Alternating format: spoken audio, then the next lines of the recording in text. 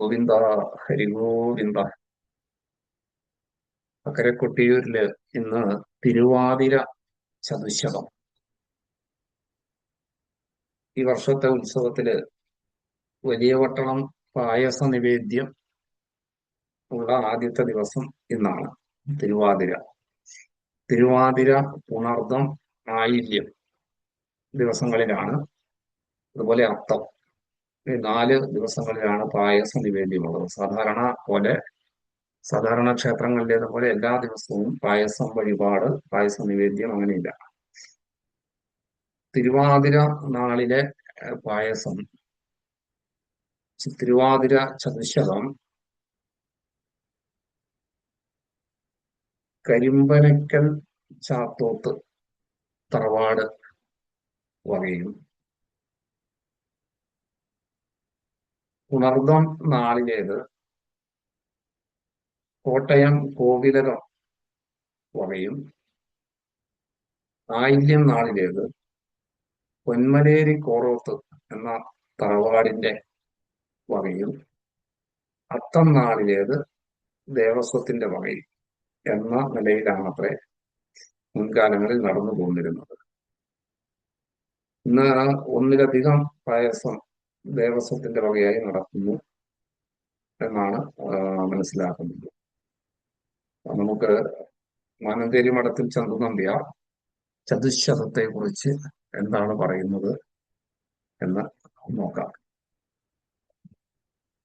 ധവളമയ തണ്ടുലം നാഴിക്കു 104 ധാരാള ഭാരാർത്ഥമർദ്ധം കുളം ദ്വിജ തദപി പുനരഞ്ചു 100 നാളികേരങ്ങളും തസ്യ നാമം പോൽ ചതുശതകം ശരണു. ഇതു കഥയിലുരിത തിരുവാതിരയാം ദിനേ ഈ ക്ഷേത്രി രണ്ടാമനൂരാളൻ ഉത്തമൻ കലിതയശസാം വിധായായ കരിമ്പനക്കാവെന്നു മന്ദിരേശന്റെ ചതുശതം. കരിമ്പനക്കൽ തറവാടിന്റെ ചതുശതമാണ് തിരുവാതിര നാളിൽ.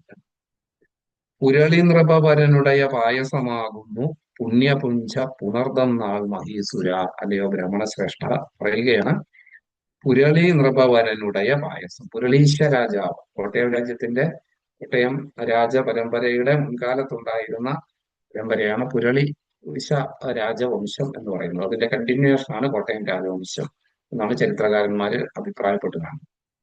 അപ്പോൾ ആ രാജവംശത്തിൻ്റെതാണ് പുണർദം നാളിലെ പായസം. അപരമഥ പൂയം കഴിഞ്ഞു വന്ന ആയില്യമന്നു മുഞ്ചൊന്ന കോറോത്തെ ചതുശതം.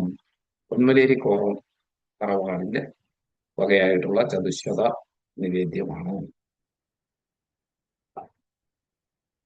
അതിനുപമി അതിനു ഉപമാപിച്ചൊന്ന ദേവസ്വ പായസം അത്തമാകും തദ്ദിനത്തിൽ കഴിക്കുന്നു.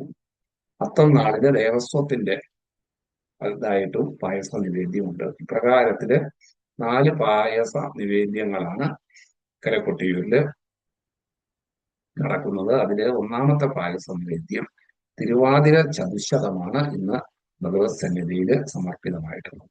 ഗോവിന്ദ ഹരിഗോവിന്ദ.